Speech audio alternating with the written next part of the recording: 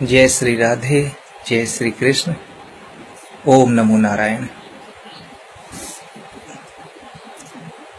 चलिए आज हम बात करते हैं समाज के विषय पे।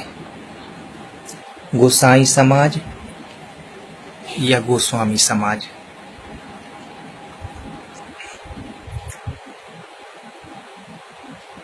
वैसे सभी समाजों में ब्राह्मण, क्षत्रिय, वैश्य, शूद्र इन चार वर्णों की उत्पत्ति ब्रह्मा के शरीर से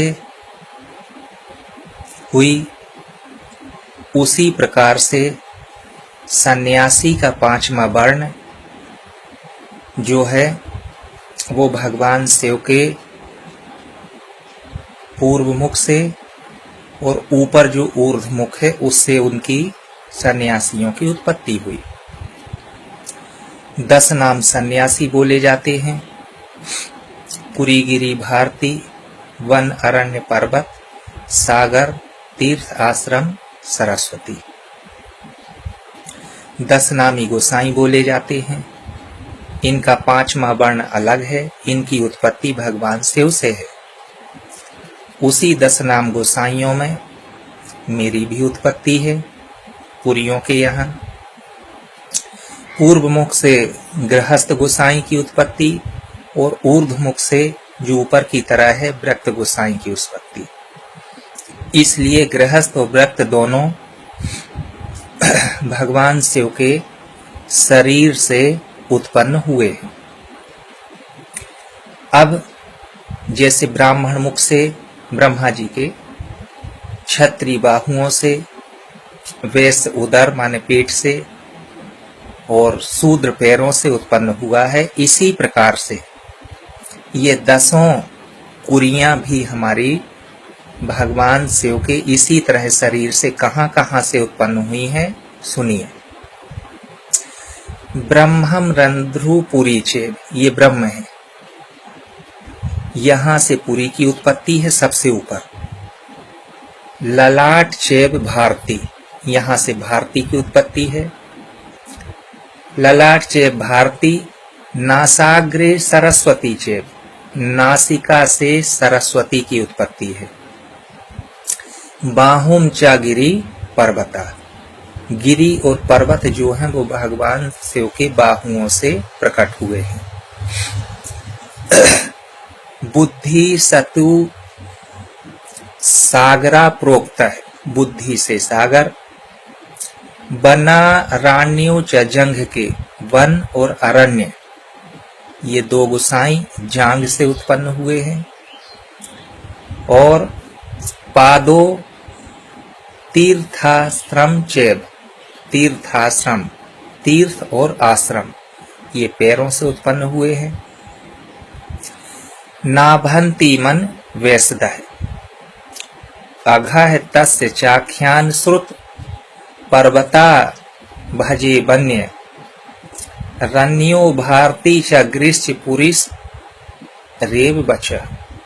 इस तरह से इन 10 गोसाइयों की उत्पत्ति भी इसी प्रकार से हुई है।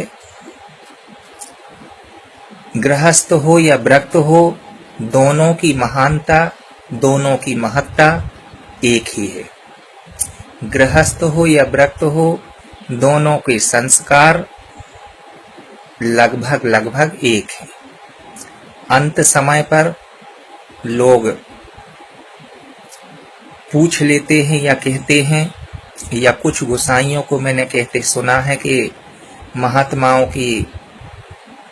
महात्माओं के संस्कार अलग होते हैं, गृहस्थों के अलग होते हैं। ऐसा नहीं है। गृहस्थ और व्रत दोनों अंत समय एक ही समान उनका संस्कार किया जाता है। चूंकि ये विषय कोई सीरियल से नहीं है, इसलिए गोसाइयों के विषय में जानकारी जो मुझ में है, जो मैंने सुनी, वो मैं आपको बता रहा हूँ। आज पूरी बात भी नहीं बता पाऊंगा क्योंकि समय इसमें कम मिलता है, 8 मिनट का। तो बची हुई बात मैं कल बताऊंगा। आज जो कह रहा हूं सो सुनिए। सन्यासी कभी अशुद्ध नहीं होता। अक्सर मैंने देखा है कि कोई 3 दिन में मरने के बाद कोई 10 दिन में सफाई करते हैं, पिंडदान करते हैं, ये गलत है। सन्यासी तब तक अशुद्ध है जब तक कि मृत शरीर घर में रखा हुआ है। मृत शरीर की अंतिम क्रिया करने के पश्चात वहां से लौटने के बाद तत्काल साफ सफाई करके शुद्धता करके हो जाना चाहिए। सन्यासी कभी अशुद्ध नहीं होता। दूसरी बात, सन्यासी को जलाया नहीं जाता। क्यों? लेकिन बहुत जगह सन्यासी गोसाइयों को, गृहस्थों को जलाने लगे हैं। वो बहुत गलत कर रहे हैं। वो अपने धर्म से भ्रष्ट हो गए हैं। उनको जलाना नहीं चाहिए। अब कोई कहता है मेरे पास भूमि नहीं तो क्या करूं, कोई कहता है जल में नहीं डालने देते तो क्या करूं। सरकार से कहिए, आग्रह करिए, उनको अपनी समस्या बताइए, अपने धर्म के विषय में बताइए, वो सुनेंगे और आपकी बात को सुनकर के उसकी पूर्ति करेंगे। जब आप उनसे बताएंगे ही नहीं शासन प्रशासन से, तो उन्हें क्या पता। इसलिए उनको आग्रह पूर्वक बताया जाए और समस्या का समाधान किया जाए। तो जल समाधि और थल समाधि, ये दो महात्माओं के लिए, चाहे वो अखाड़े के हों, चाहे गृहस्थ हों, चाहे कोई भी हो, उनके लिए ये दो समाधि की व्यवस्था हमारे शास्त्रों में की गई है। अब ये दो प्रकार की जो समाधि है, क्यों नहीं जलाया जाता, अग्नि क्यों नहीं देते, क्यों नहीं देना चाहिए? क्योंकि धून, इस बात से हम समझा रहे हैं, एक उदाहरण दे रहे हैं अपने अखाड़ों का। धूनी हमारी बहन भांजी, धरती हमारी माता, विभूति हमारे साथ चलेगी, रेन करेगी बाता। इसका प्रश्न है, तो मैंने उत्तर बताया कि कौन तुम्हारी बहन भांजी, कौन तुम्हारी माता, कौन तुम्हारे संग चलेगी, कौन करेगी बाता। इसका उत्तर वो है कि धूनी हमारी बहन भांजी, धरती हमारी माता, विभूति हमारे संग चलेगी, रेन करेगी बाता। तो चूंकि धूनी अर्थात अग्नि हमारी बहन है सन्यासियों की और भांजी है, इसलिए इस मृत शरीर को, इस पिंड को बहन के या भांजी के सुपुर्द नहीं किया जा सकता है। हिंदू धर्म के नाते ये बहुत बड़ा पाप है। तो फिर ये कहाँ जा सकता है? या तो माँ की गोद में या स्त्री की गोद में। तो माँ कौन है? धरती हमारी माता, धूनी हमारी बहन भांजी अग्नि, और धरती हमारी माता। इसलिए हम इस पिंड को, इस शरीर को ना जला करके उसको माँ की गोद में बच्चे को डाल देते हैं कि जीवित में भी आपका, मृत में भी आपका। इस तरह से सन्यासी को आग नहीं लगाना चाहिए। ये बहुत बड़ा पाप है, पातक है। और पहले दिन ही सफाई कर लेना चाहिए, ना 3 दिन ना 10 दिन के लिए नहीं बैठना चाहिए। त्रयोदशी नहीं करना चाहिए। त्रयोदशी का हमारा कोई विधान नहीं है। आप धूनी करिए, 11 दिन में एकादशी करिए, ज्यादा से ज्यादा 12वें दिन धूनी करिए, यही आपके लिए उचित है। पुराने समय में गाय के द्वारा दिया हुआ गोबर जो रास्तों में पड़ा रहता था, जंगल पर्वतों में, वो लाते थे उठा करके, उसमें बाटियां और मलीदा बन करके भोग लगाते थे, वही हमारा भोजन है। लेकिन अन्य समाजों के बीच में रह रहे हैं तो मजबूरी में हमें ये सारे भोज कराना पड़ते हैं, करते हैं, और उनके अनुसार 13 दिन में 13 ही करना पड़ती है, जबकि वो आवश्यक नहीं है कि हम 13 ही दिन में करें। देखिए समय बहुत हो गया है, मजबूरी है, दुख लगता है ना बता पाने का। चलिए इसके आगे कल बताते हैं। आज सबको जय श्री राधे, ओम नमो नारायण, हर हर महादेव। इसके आगे हम कल चर्चा करेंगे। कल भी पूरी बात नहीं बता पाए तो परसों करेंगे। 3 दिन लगातार इसी विषय पे बोलेंगे। तो अब आपसे विदा लेते हैं, समय ज्यादा हो गया। हर हर महादेव, ओम नमो नारायण। सभी को हर हर महादेव। सज्जनों, अभी 2 दिन से वार्ता चल रही है 10 नाम गोसाई के संबंध में, सन्यासियों के संबंध में। चूंकि मैं भी सन्यासी हूँ, पुरी घर में मेरा जन्म हुआ है, मेरी उत्पत्ति गृहस्थ पुरियों के घर में हुई है। महंत मठ है हमारा। निहंग गद्दी है, जबलपुर के पास है। तो चर्चा चल रही थी कि जो धर्म से भ्रष्ट हो रहे हैं गोसाई, या जो उल्टा सीधा लिख रहे हैं, या जिन्हें जो नहीं मालूम है क्या करना चाहिए क्या नहीं, इस विषय पे हम अभी 2 दिन से चर्चा कर रहे हैं। आज फिर हम ये बताएंगे सन्यासी के क्या कर्तव्य हैं, क्या धर्म है, क्या उसके नियम हैं, क्या उसे करना चाहिए क्या नहीं। अक्सर देखा जाता है कि कोई व्यक्ति अचानक खत्म हो जाए तो उसकी कोई बात नहीं, लेकिन अधिकतर ऐसा भी देखा जाता है कि व्यक्ति बीमार रह करके और अंत समय की ओर होता है, हमारे ही सामने उसकी सांसें टूट रही होती हैं। ऐसे में घर के लोग रोना पीटना शुरू कर देते हैं, जबकि ये गलत है। अरे रोने से भला है कि जब उसकी सांसें थोड़ी चल रही हों, कम बची हों, तो तत्काल कान में लग करके ओम नमः शिवाय, ओम नमः शिवाय, ओम नमः शिवाय का जाप चालू कर देना चाहिए। या जो रो रहे हैं सो रो रहे हैं, लेकिन और जो बैठे होते हैं उन्हें ये काम करना चाहिए, क्योंकि कहते हैं कि अंत मति सो गति, अंत समय जो स्मरण रहता है वही गति हमें प्राप्त होती है। तो कई ऐसे उदाहरण हैं, इसलिए मरते समय व्यक्ति के सामने रोना नहीं चाहिए। उसकी आत्मा को तकलीफ होती है, वो रोता हुआ जाता देखता है, जाते समय सबको रोता हुआ देखता है, तो वो मोह माया में फंसा रहता है, रोना नहीं चाहिए। दूसरी बात, कोई व्यक्ति अगर बीमार हो तो उसके तकिया के पास से रहने में या मुंह में आंवला रख देना चाहिए, या तकिया में आंवला रख देना चाहिए, या आंवला का झाड़ रख दो गमले में, तो निश्चित वैकुंठ की प्राप्ति होती है। राम जी साकेत धाम में रहते हैं, राम का नाम लेने से व्यक्ति साकेत धाम पहुंचता है। भगवान शिव का नाम लेने से अंत समय में वह कैलाश धाम पे जाता है, शिव जी के स्थान पे। और श्री कृष्ण का नाम लेने से गोलोक धाम को जाता है। भगवान विष्णु का नाम लेने से वैकुंठ धाम को जाता है, और इंद्र का स्मरण आने से स्वर्ग लोक को जाता है। तो हमारे पूर्वज को या जाती हुई आत्मा को जहाँ भेजना हो उस प्रकार से मंत्रों का उच्चारण कर देना चाहिए, करते रहना चाहिए।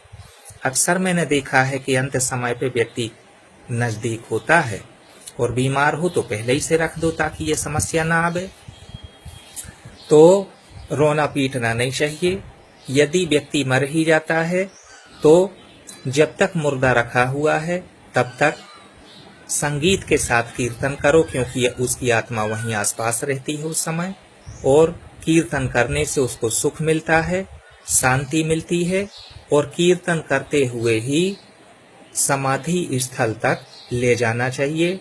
ओम नमः शिवाय का जाप करते हुए, कीर्तन करते हुए, भगवान का नाम लेते हुए, तो इससे जाने वाले की गति बनती है। और 10-12 दिन तक घर में प्रतिदिन कथा वार्ता ना हो सके कोई बात नहीं, गांव में, परिवार में, शहर में कहीं भी हो तो संगीत वालों को बुला करके या स्वयं बैठ करके हरि कीर्तन, भगवान भोलेनाथ के महामंत्र का जाप, ये सब 10-12 दिन तक करते रहना चाहिए। ये जाने वाले की गति सुधारने का हम एक तरीका और मौका बता रहे हैं। रोने पीटने से कोई लाभ नहीं है, वो नरक में चला जाता है। तो मरने वाले व्यक्ति के आसपास जो है भजन कीर्तन होते रहना चाहिए, रोना होना नहीं। जब उसकी गति अच्छी हो जाए फिर रोते रहना, कोई बात नहीं। और मुंह में आंवला रख देने से, तकिया के नीचे आंवला रख देने से उसको वैकुंठ की प्राप्ति होती है। सोने का पानी क्यों पिलाते हैं हम? ये सोना क्यों पहनते हैं गले में, सिर पे, सब जगह? भगवान कृष्ण ने कहा है कि नहाते समय या किसी भी समय अशुद्ध सोना नहीं, अधर्म का नहीं, जो धर्म का हमारा स्वयं का सोना है वो शरीर में रहने से पाप नष्ट होते हैं। कई लोग पूछते हैं महाराज जी आप सोना क्यों पहनते हैं? तो वो क्या जाने, क्योंकि उन्हें ज्ञान नहीं है, और ज्ञान नहीं होना चाहिए तो अनर्गल बातें नहीं बोलना चाहिए या लिखना भी नहीं चाहिए। कोई चीज की जानकारी ले लो तब उस विषय में लिखो। तो ये पापों को नष्ट करता है और हमें सब प्रकार से सुख और पुण्य प्रदान करता है। तो जो सन्यासी अगर नरक में जाए, कुछ ऐसा काम कर रहा है कि वो मरने के बाद नरक में जाए, तो धिक्कार है ऐसे सन्यासी को और धिक्कार है ऐसे कुल को। अरे तुम तो सर्वश्रेष्ठ हो, तुम हंस हो, कौआ नहीं। अपने आप को कौआ मत बनाओ। अरे तुम तो बन के राजा सिंह हो, गीदड़ थोड़ी। क्यों गीदड़ बनते हो जबरदस्ती? इसीलिए तो दूसरे तुम्हारा सम्मान नहीं कर पाते हैं। अकेले घर के भी हो, कभी फोन आता है महाराज जी अकेले घर के हैं, दूसरी समाज के लोग हमारी उपेक्षा करते हैं। करने दो, उनके करने से कुछ नहीं होता। भगवान भर उपेक्षा मत करे। और अकेले घर के भी हो तो अपने धर्म को, अपने कर्म को लेकर के चलो। एक ना एक दिन देखते देखते वही अवहेलना करने वाले व्यक्ति, वही बुराई बताने वाले व्यक्ति तुम्हारी तरफ जरूर नतमस्तक हो जाएंगे, ये मेरा विश्वास है। लेकिन उनसे घबराओ नहीं। हाथी जब गलियों में चलता है तो अनेक कुत्ते भौंकते हैं, भौंकने दो। अगर हाथी कुत्तों के भौंकने पर ध्यान देने लगे तो वो गली चलना बंद हो जाए उसकी। इसलिए कौन क्या कहता है कहने दो, हमें किसी से न लड़ना है, न झगड़ना है, न कुछ कहना है। बस अपना कर्म सन्यासी के अनुसार करते चलो। वैसे भी मैंने बताया था कि नाम सन्यासी 10 विप्रा नाम, कर्म सन्यासी शतांसी और ध्यान सन्यासी ममोदेही, त्याग सन्यासी ममो दुर्लभा। भगवान शंकर पार्वती से कहते हैं कि नाम का अकेला सन्यासी कुछ नहीं करता है तो भी वह 10 कर्मकांडी ब्राह्मणों को पूजने के बराबर अकेला होता है। अगर कर्म करने वाला सन्यासी है तो वो 100 कर्मकांडी ब्राह्मणों के बराबर अकेला पूजनीय है। और अगर ध्यान लगाने वाला सन्यासी है आंख बंद करके शिव जी का, तो वह हे पार्वती मेरी देह के समान है, अर्थात स्वयं शिव के समान है। और त्यागी सन्यासी को तो हम दर्शन करने के लिए ढूंढते फिरते हैं पार्वती, लेकिन मैं भगवान शिव होने के बाद भी त्यागी सन्यासी का दर्शन मुझे नहीं होता है। वो इधर उधर भाग जाते हैं मेरे आने के पहले। इतनी बड़ी महत्ता सन्यासियों की है। गीदड़ मत बनो, सिंह बनो। तुम हंस हो, भूलो मत, कौआ मत बनो। और हमने बता दिया मरते समय सोने का पानी इसलिए पिलाते हैं क्योंकि ये पाप नष्ट करता है। तुलसी का पानी इसलिए पिलाते हैं क्योंकि ये पाप नष्ट करता है और सद्गति प्रदान करता है।